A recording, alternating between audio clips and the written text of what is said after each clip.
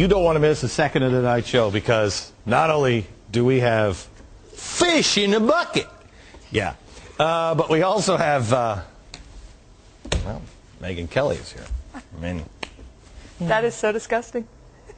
What, you eating the fish? Yes. Okay, so Meghan, here's the thing. I want to talk to you about Sarah Palin. I read a story last night that Sarah Palin, they're just hitting her with all kinds of ethics violations, $500,000 in attorney fees. Yeah.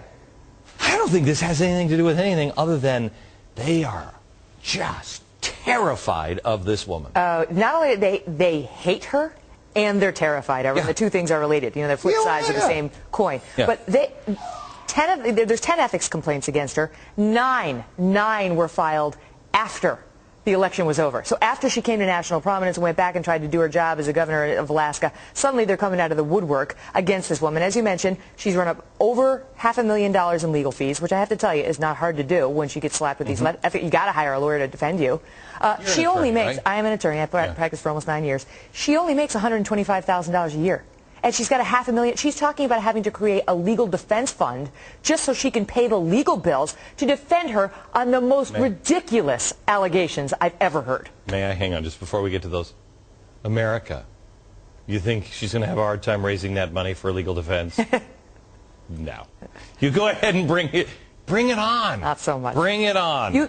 Some of these complaints, Glenn, one of them is complaining that during the campaign she used her website, some staffer used it to refute an allegation that had been made against her.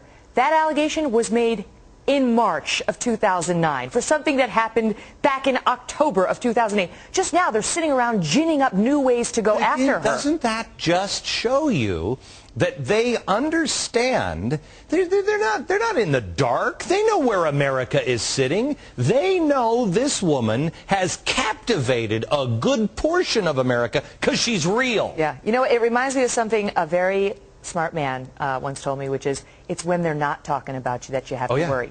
Yeah. And the thing is, if she were completely irrelevant, they wouldn't be bothering her, but she is a real threat, and she elicits such strong emotions, not only now, but as we saw during the campaign, Glenn, to this day, when people stop me on the street and they want to talk about the campaign, women in particular, they have the strongest feelings about this woman. They either love her to death or they hate her to death. Yeah. Strong, conservative, her position on abortion in particular gets people all fired up. You know, she stands by what she believes, and she said that from the beginning. I've never seen somebody with such strong emotion. That's all you need. It's just somebody who's telling you the truth. And you know what? Let me tell you something. The problem is, I was reading Thomas Paine the other day, and he said, this government's going to be great because they'll never vote in a rod against themselves. These guys will have to go back into, private life, and they'll never vote a rod against themselves. But you know what? That is true. They never have. They've never put a rod against attorneys. No offense. They've never put a rod against attorneys. They've never put it about lobbyists.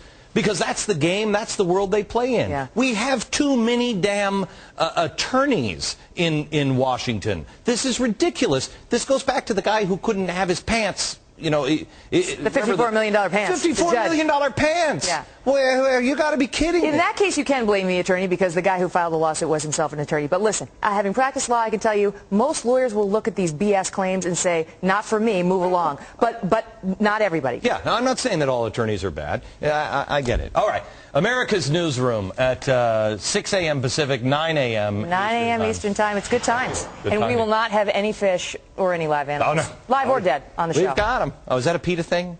No, it's just that's a disgusting thing. Because if this would hack PETA off, I'm going to put some. Who has a dead fish on their stage? I do. How? If it'll hack off PETA, I'm going to dress it up. It's real. It's actually dead and in that bucket. That's right.